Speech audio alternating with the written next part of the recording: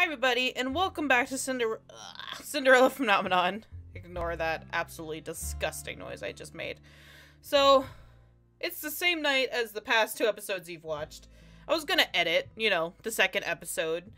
And then, I've come across the problem of my wrist hurts like a bitch. And I can't edit the video with my wrist in a brace. So we're just gonna do some more recording while I wait for my wrist to, stop hurting. So it's going to be a little funky with the clicking and the mouse movements, but we should be fine. It's just a bunch of reading, right? Right. 3 days later.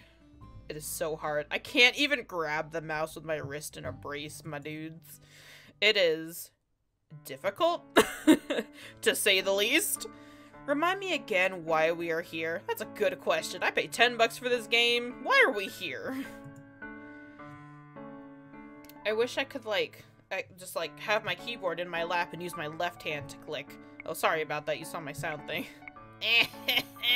Oh my god, the struggle is real. Here is a small cafe on the outskirts of the town plaza. Actually, I've been here before.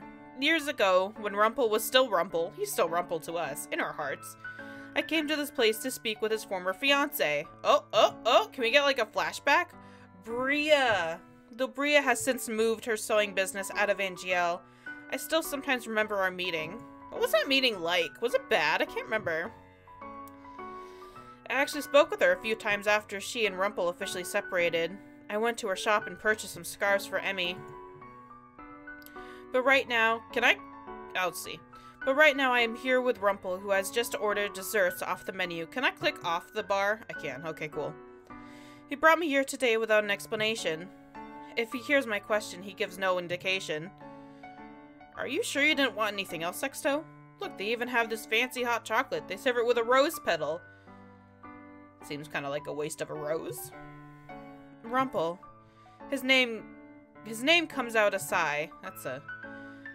What a mournful sound. What's the matter, my sweet princess? You did not answer my question. Why are we here? He smiles at me coyly. Why, for a date, of course. A date?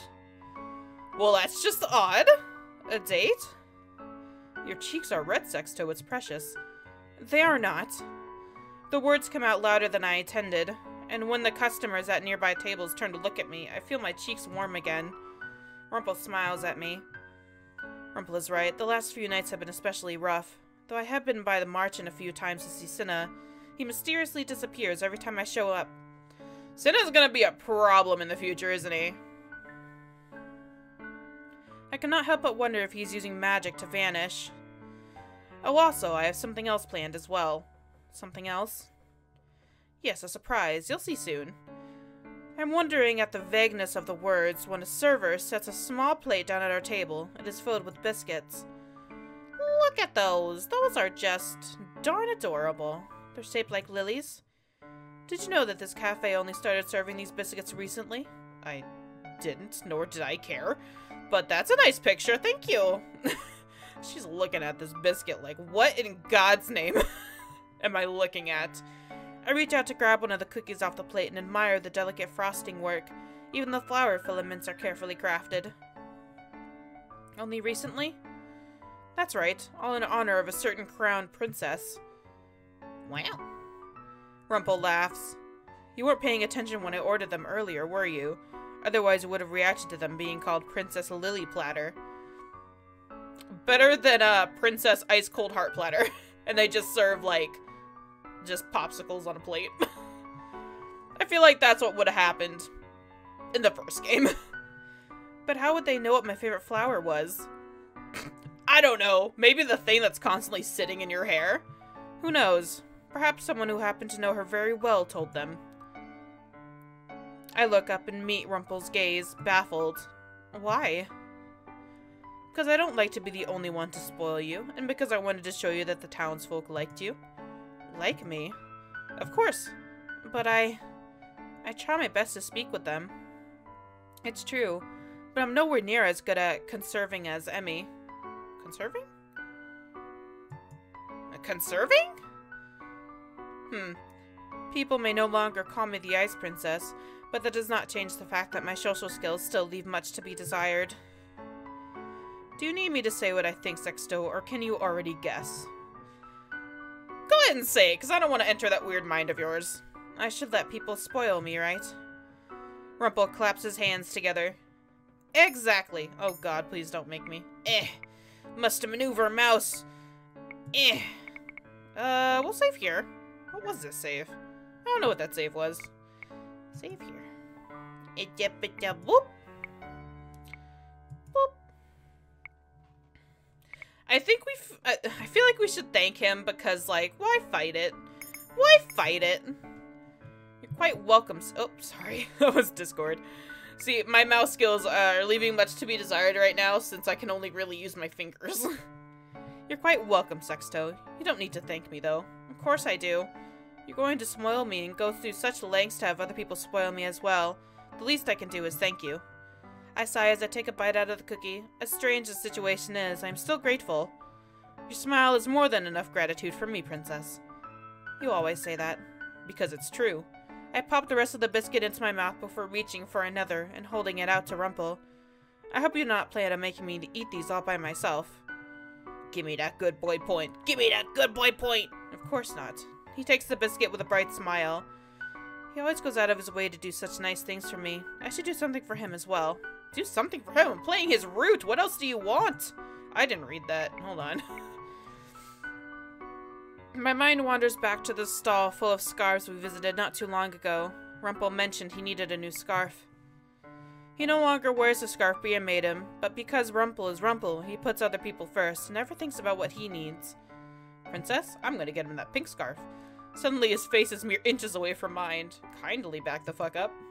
I startle and fall back into my chair. Why must you always get so close? It's a lot easier to read your mind when I can look directly into your beautiful golden eyes. This is one time where I really don't want him to read my mind. He's perceptive to a fault. How can I surprise him if he sees it coming? I'm gonna load until we get to this point just to see if I got the wrong answer. And I'm gonna save right here just in case. Let's load. Boop.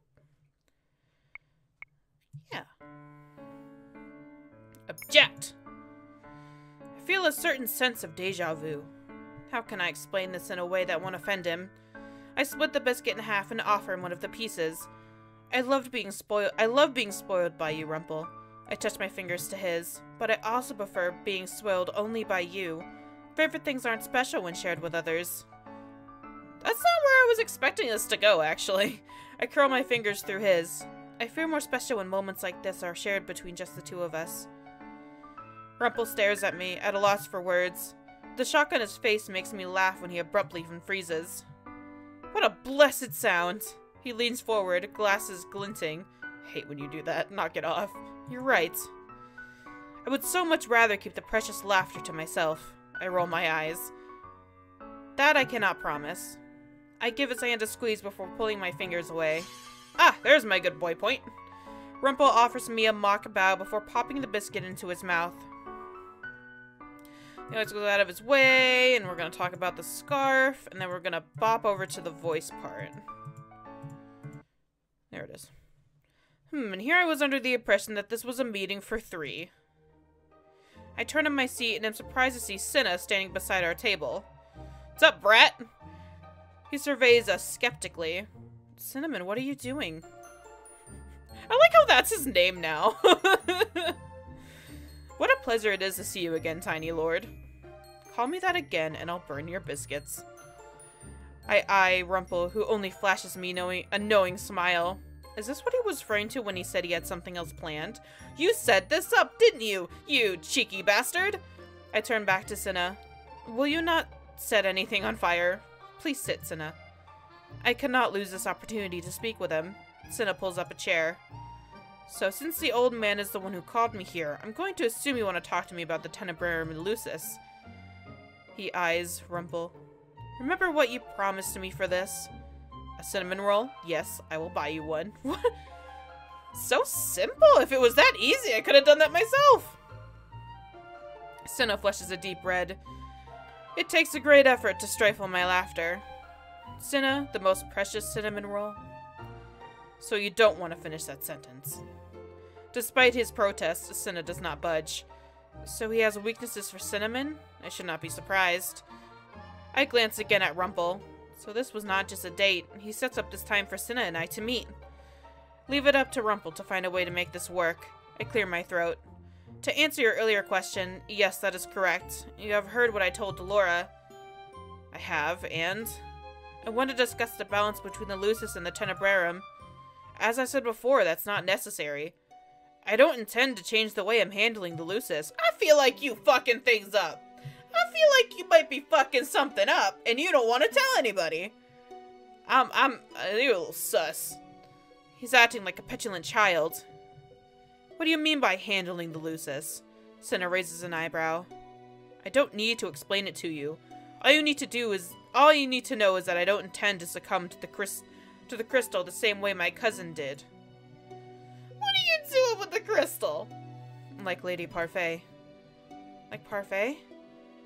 We speak at the same time. What are you two, parrots? Please explain, Cinna. There's nothing to explain. I told you. I plan on doing things differently from my cousin. I will not make the same mistake she did. What did she do? Here he falters, and for a few moments, his bravado fades, and he looks uncertain. He looks young, like his age. Cinna? I lean forward.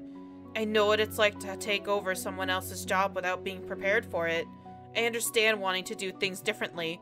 I'm doing things differently than my mother, after all. But I also know that I need to explain those differences to others, because my decision impacts all of Angiel. That's why I want you to speak with me. Your plans impact both of us.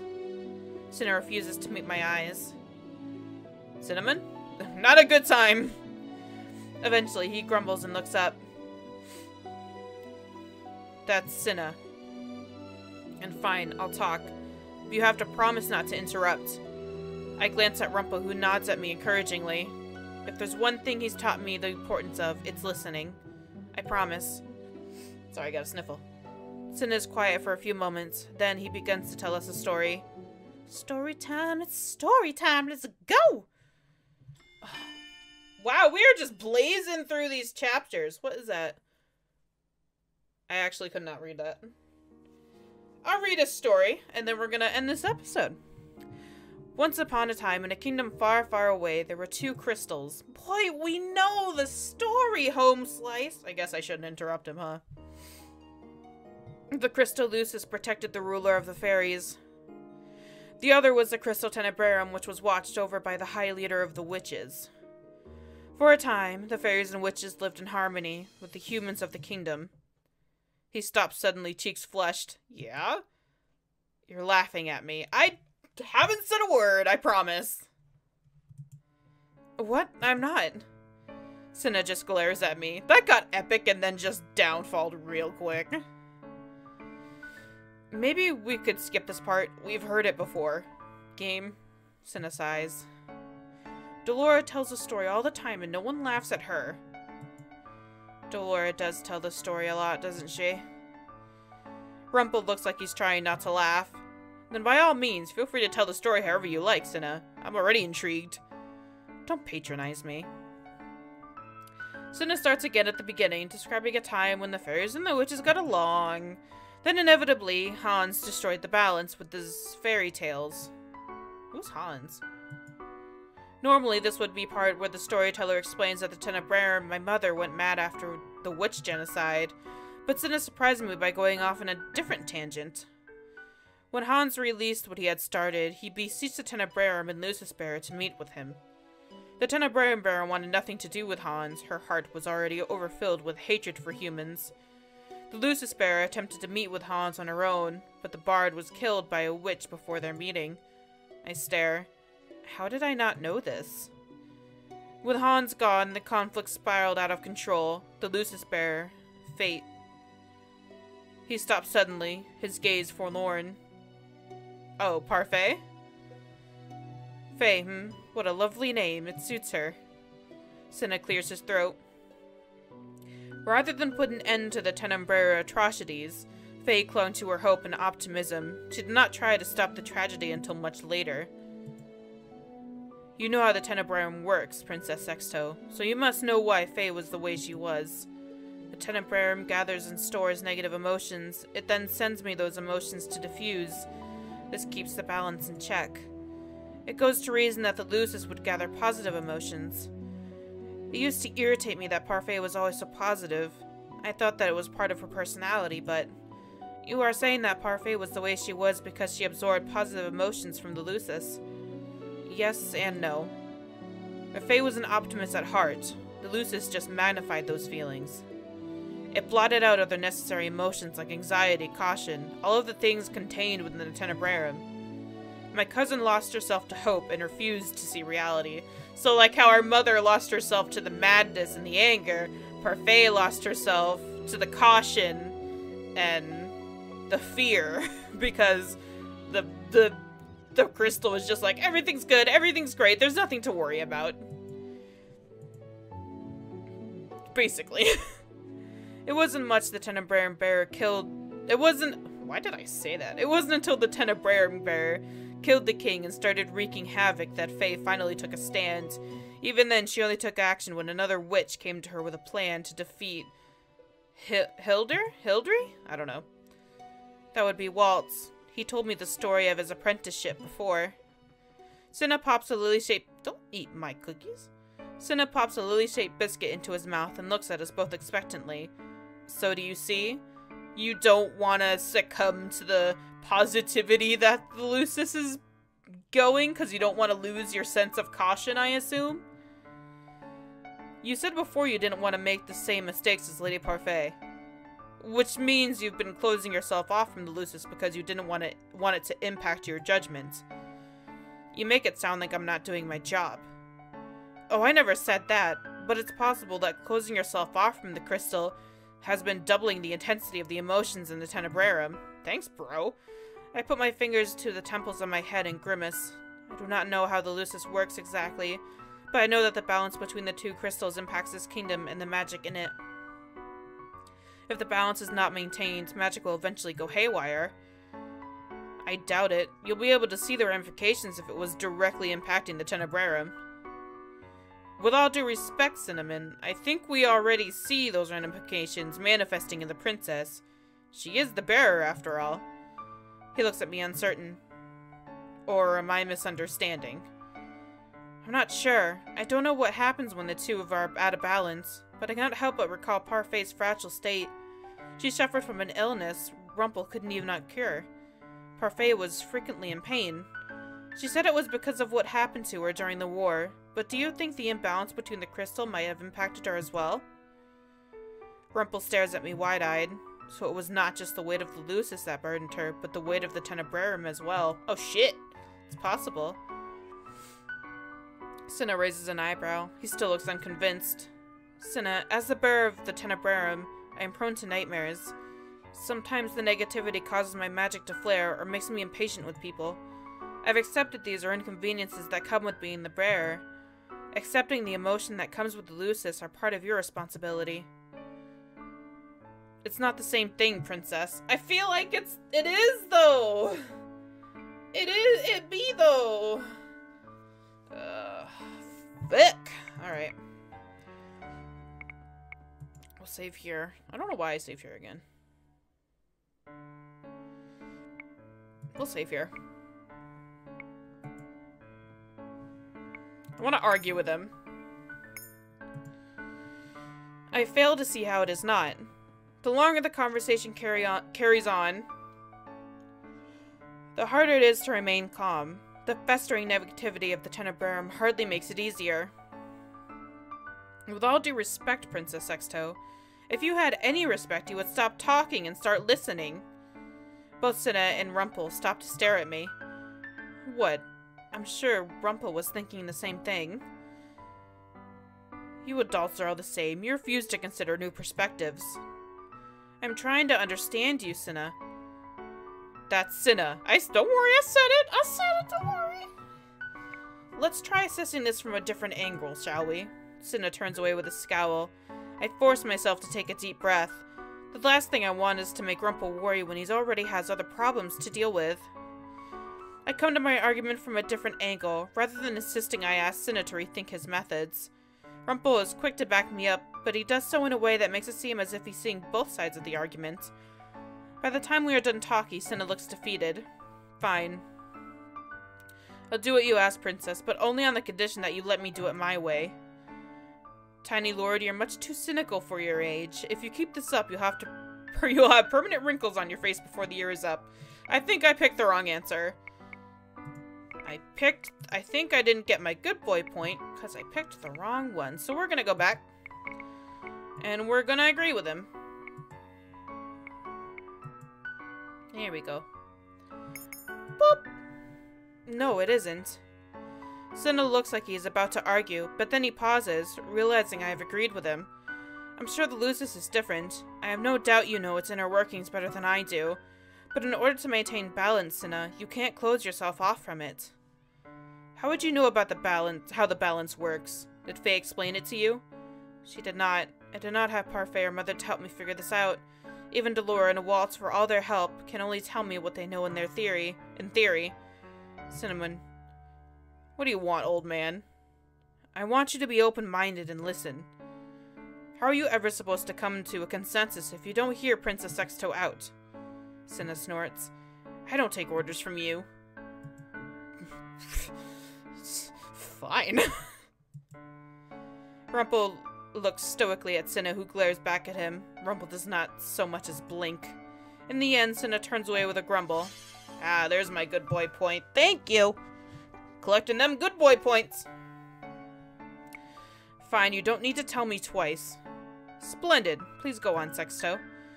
As always, Rumple is able to change the tide of the conversation without even raising his voice.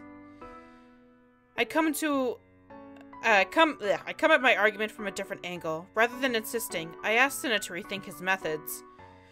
Rumple is quick to back me up, but he does so in a way that makes it seem as if he's seeing both sides of the argument. By the time we are done talking, Cinna looks defeated. Fine. I'll do what you ask, Princess, but only on the condition that you let me do it my way. Tiny Lord, you're much too cynical. You're gonna get some wrinkles. You should smile more often. And you need to learn how to face reality, old man. Rumple just laughs. Life is all about balance, as they say, and I already have a very dedicated princess here to help me master it. He smiles at me fondly. Years ago, when I first met Rumple, he taught me the value of trust. I, in turn, lectured him on self-gratitude. I'd like to think we both have been good teachers to each other, even if Rumple still gives me a lot more than he receives. Cinna sighs. I'm not in the mood for your oh my god.